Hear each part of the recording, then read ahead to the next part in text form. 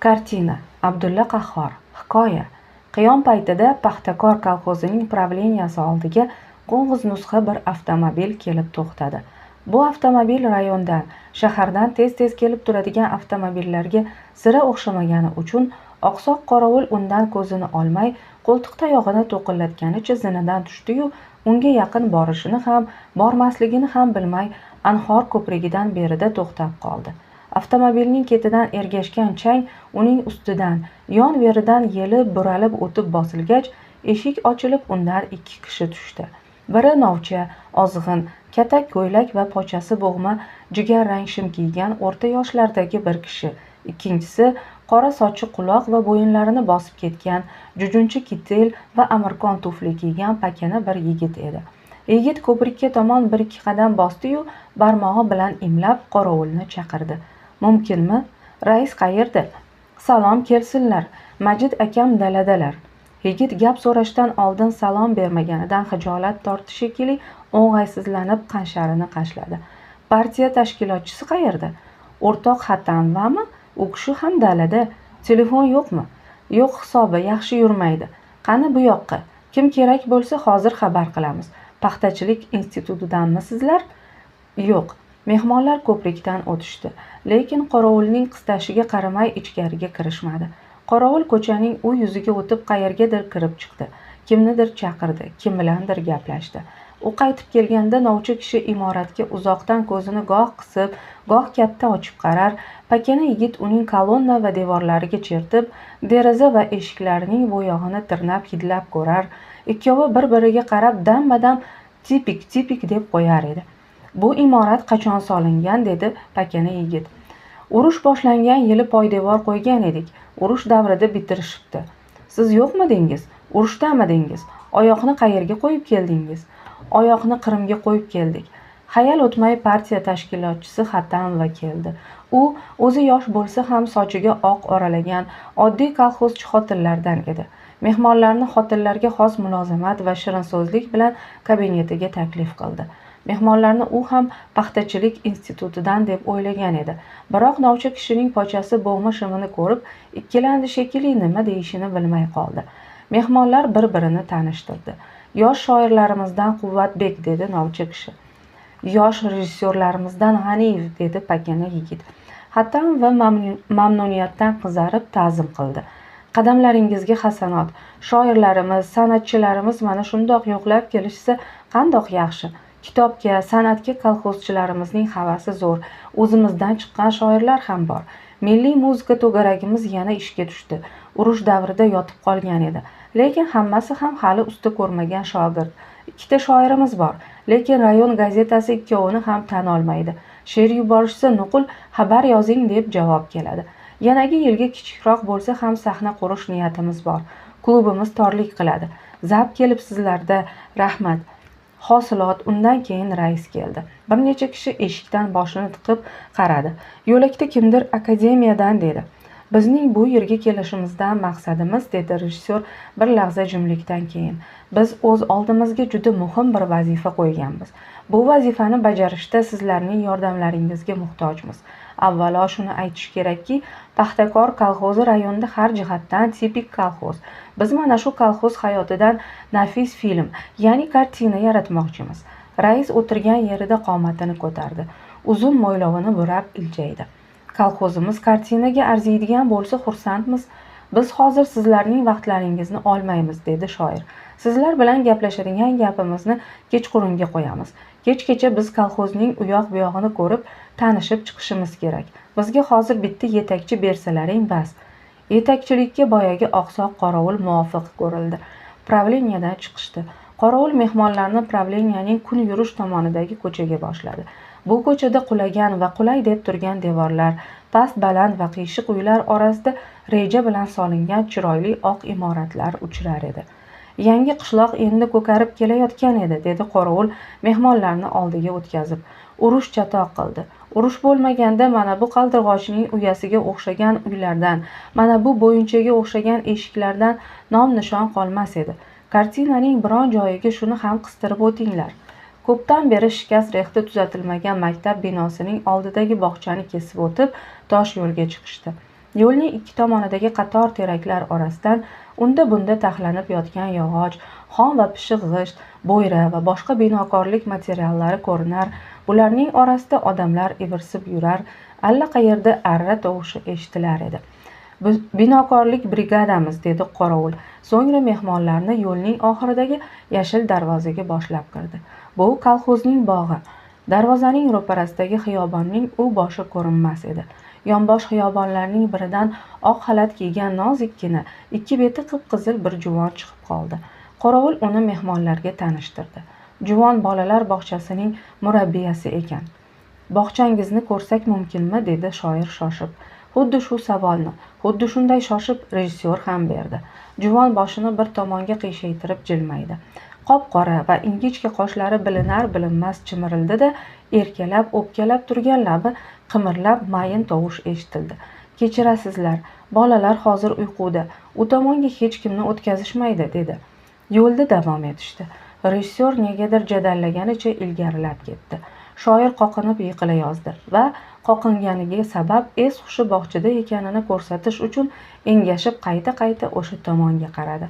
Xiyobonning u boshida naqshdor havorang baland ayvonning bir chekkasi ko'rinib turar edi. G'aniyev, dedi shoir, bog'chani ko'ring, bizning bolaligimiz ota-onamizga xo'p ham arzon tushganda. Rejissyor javob bermadi. Qayerdandir paydo bo'lib qolgan mo'ysafid bog'bon mehmonlar bilan so'rashib, ularni kattakon hovuz bo'yidagi baland, o'zining aytishicha Moskvadagi qishloq xo'jaligi ko'rgazmasida O'zbekiston pavilyonini ishlagan ustalardan biri solgan shiyponga olib chiqdi. Shiyponni haqiqatan juda didlik odam zo'r havas bilan solganligi ko'rinib turar edi.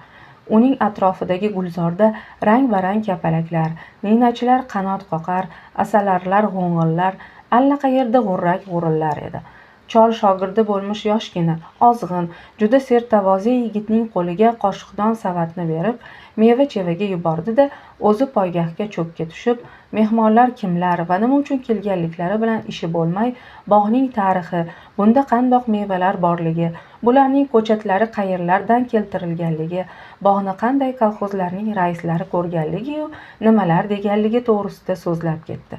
Oblastning har qayeridan keltirilgan turli-tuman ko'chatlar ichida uning uchun eng mo'tabari allaqayerdan samolyotda keltirilgan 20 tup anor bo'lib, uning o'sha yer anori ekanligidan ko'ra samolyotda keltirilganligini ko'proq pisanda qilar edi.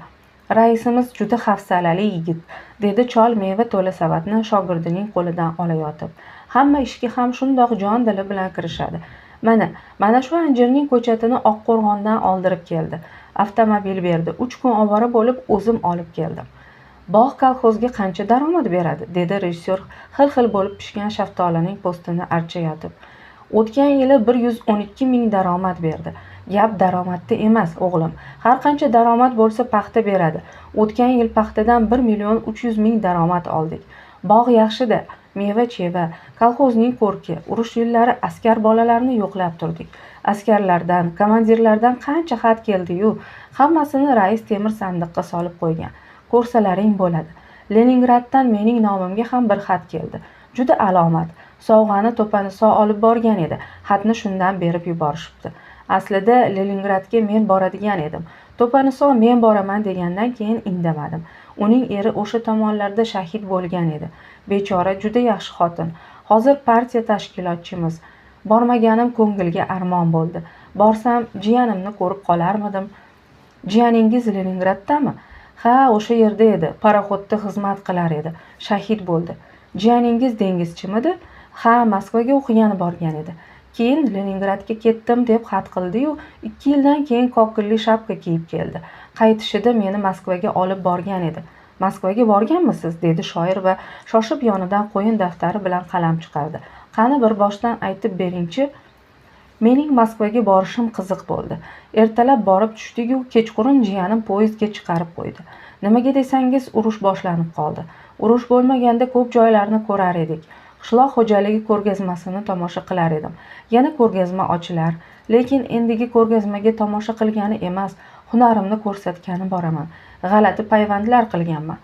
Chol o'sha payvandlarini ko'rsatgani va umuman bog'ni tomosha qildirgani mehmonlarni boshlab ketdi. Bog'ga mana shu xilda mehmonlar kelganda chol ularga bog'ning ta'rifini qilmasdan, uning hammayog'ini ko'rsatmasdan va bog' to'g'risida ularning fikr-mulohazalarini eshitmasdan qo'ymas edi. Qorovul shuni yaxshi bilganligi uchun 1-2 soatdan keyin qaytib kelmoqchi bo'lib postiga ketdi.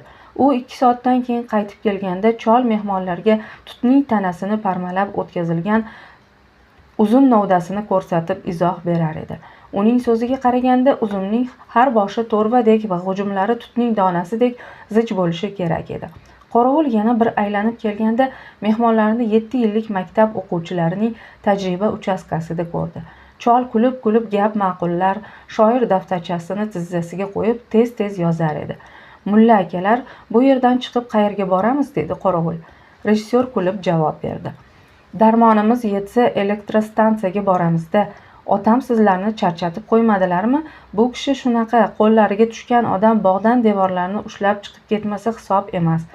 Elektrostansiya yopiq-ku, texnik stansiyani qulflab hammomga ketibdi. Biz borguncha kelib qolar. Yo'q, kelmaydi. Rostini aytsam, sizlar shu yerda bo'lsalaring bugun chiroqsiz qolamiz. Stansiya objuvozning o'rniga solinganda juda kichkina, ko'rimsiz. Shuning uchun texnik buning nimasini kartinaga oladi? Kartina masxarami? Elektrostansiya masxarami deb stansiyani qulflab ketib qoldi. Bugun kelmas emish. Bir hisobda ko'rmaganlaring ham ma'qul. Kolxozimizning yangi 5 yillik planida katta gidrostansiya qurishni mo'ljal qilganmiz. Ana unda tandirni ham elektrda qizitamiz. Kartinaga o'shanda olinsa, bu yerdan chiqib fermaga bora qolaylik. Hafiza opam kartinabob 9 ta sigirni sog'masdan sizlarga ko'z tutib o'tirgan emish. Bog'bon mehmonlarni kechki payt bo'shatdi va o'shanda ham attang, fursatlaring bo'lganda hamisha bahorni ko'rsatar edim deb qoldi. U hamisha bahor deb parnikni aytar edi. Mehmonlar juda charchagan edi. Bu horg'irlik bog'dan chiqilgandan keyin ayniqsa bilindi. Shuning uchun boshqa joylarni ko'rishni bo'lak mavrudga qoldirib, to'g'ri pravleniyaga qarab ketishdi. Ularni rais qarshi olib, pravleniyaning orqasidagi mehmonxonaga boshladi. Stol turli noz-ne'matlar bilan bezatilgan, uning bir chetidagi kichkina sariq samovar ustida turgan qizil choynakning qopqog'i shiriqlar edi. Ovora bo'lishning hojati yo'q edi-ku, dedi shoir hijolat bo'lib. Ovoragarchiligi bormi, dedi rais. Qani marhamat, bog'dan bo'lak joyni ko'ra olmabsizlarda. Albatta, yarim kunda hamma yoqni ko'rib bo'lmaydi, dedi shoir. Bog'ning o'zini ko'rishga ham rosa bir kun kerak ekan. Ajoyib. Mehmonlar kolxozning tarixi, xo'jaligi, daromadi, dongdor kishilari, yangi 5 yillikda qiladigan asosiy ishlari to'g'risida savollar berib, raisdan batafsil javoblar olishdi. Qorong'i tushgandan keyin Hatam va o'rta yoshlardagi barvasta bir kishi va qop-qora bir qiz bilan kirib keldi. Tanishib qo'yinglar mehmonlar, dedi Hatam va dongdor zveno boshlig'i Qunduzxon Hayitova. Bu kishi brigadir Davron aka. Shartnoma 22 ga. Davron akam 60 uchun kurashayotibdilar. Suhbat yana davom etdi. Mehmonlar zveno boshlig'i bilan brigadirga ham son sanoqsiz savollar berishdi. Berilgan javoblarni shoshilmay, batafsil yozib olishdi. Nihoyat rejissyor daftarchasini yopdi. Peshonasini silab o'ychan gap boshladi. Biz kolxoz to'g'risida asosiy ma'lumotlarni oldik, lekin bularning hammasini ko'zimiz bilan ko'rishimiz kerak, toki ilhomlanaylik. Ko'rish yaxshi. Mana bitta bog'ni ko'rishimizning o'zi bizning paxtakor to'g'risidagi tasavvurimizni butkul o'zgartirib yubordi. Endi gap bunday. Kolxozni haqiqiy kolxoz qilishda mexanizatsiyaning roli o'zlaringga ma'lum. Biz kartinamizning asosiy masalasi qilib mexanizatsiya masalasini olmoqchimiz. Paxtakor mexanizatsiya jihatidan ham tipik. Shundoq emasmi? Bu gap yoqdi shekilli, rais iljaydi. Lekin, dedi, biz hali mexanizatsiyani to'la amalga oshirdik deya olmaymiz. Bu gapni shunda aytamiz. Qachonki kolxoz bo'yicha bir sentner paxta hech bo'lmasa 3-4 mehnat kuniga tushsa. Mana bu yil Qunduzxon 7 mehnat kuniga tushirishni ko'zlab turibdi. To'g'ri, dedi rejissyor. Shundoq bo'lishi kerak. Mexanizatsiya masalasini olganimizda bizga nima kerak? Bizga voqea kerak. Voqea bo'lishi uchun nima kerak? Qarama-qarshilik kerak. Mana masala shunda, qarama-qarshilikda. Biz bilamizki, har bir yangilik qarshilikka uchraydi. Demak, mexanizatsiya ham qarshilikka uchrashi kerak. Bizga mana shuni aytib bersalaring kifoya. Mexanizatsiyaga qarshi chiqishlar bo'lib turadimi? Bo'lsa, qarshi chiqqan odamlarning dalil va isbotlari nimalardan iborat? Hatam va labidagi tabassumni yashirish uchun tez-tez choy ho'plar ekan, Qani Davron aka, nima deysiz, dedi. Davron aka avval Xattanvaga, keyin raisga, so'ng rejissyorga qaradi-da, bo'ynini qashlar ekan iljayib, 30-yillarda qayoqda edingiz, mulla aka, dedi. Noqulay jimlik cho'kdi. Bizning qishloqlarda hozir mexanizatsiyani qarshilikka uchraydigan, odamlar cho'chiydigan yangilik deb bo'larmikin, dedi rais xiyol tabassum qilib. Respublikamizda hozir 200 dan ortiq MTS bor. Qani sen nima deysan, Qunduzxon? Qunduzxon gapirgisi kelib turgan bo'lsa ham nimadandir istihola qilib turgan bo'lsa kerak, darrov gap boshladi. Men dalamizga birinchi traktor chiqqan yili tug'ilgan ekanman. Hali Davron akam 30-yillar dedilar. O'sha yillari mexanizatsiyaga qarshi chiqqan odamlar bo'lsa bo'lgandir.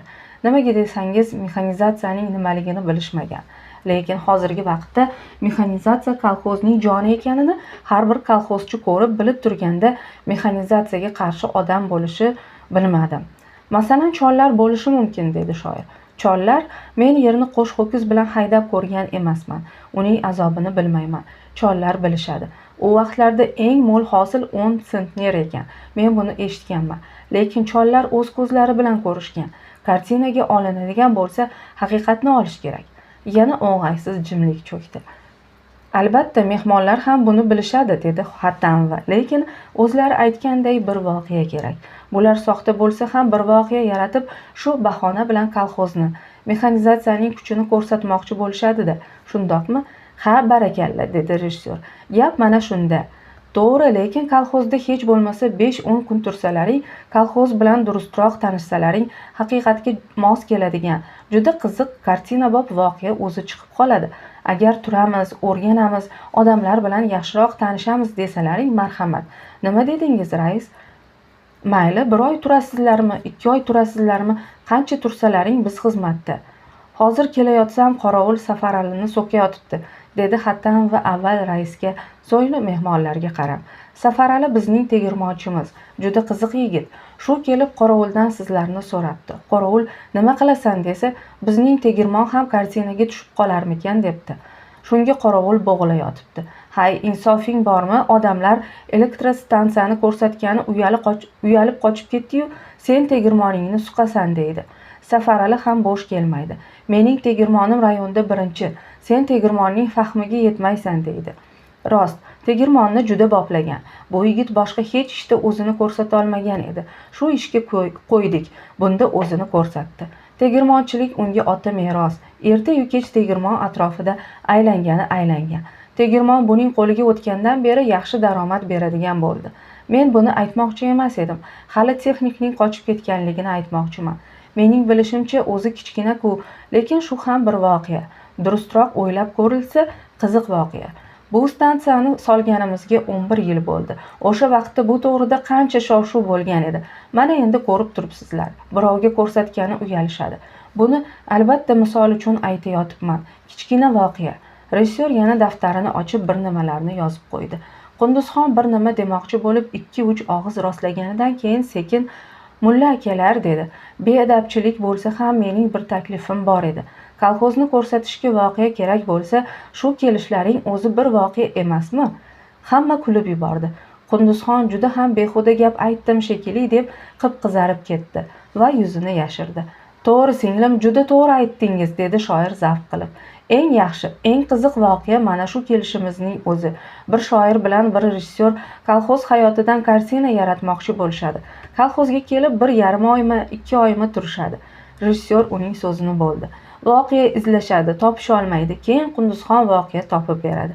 Haqiqatan o'rtoq shoir, juda qiziq kinokomediya qilish mumkin." Yana kulgi ko'tarildi.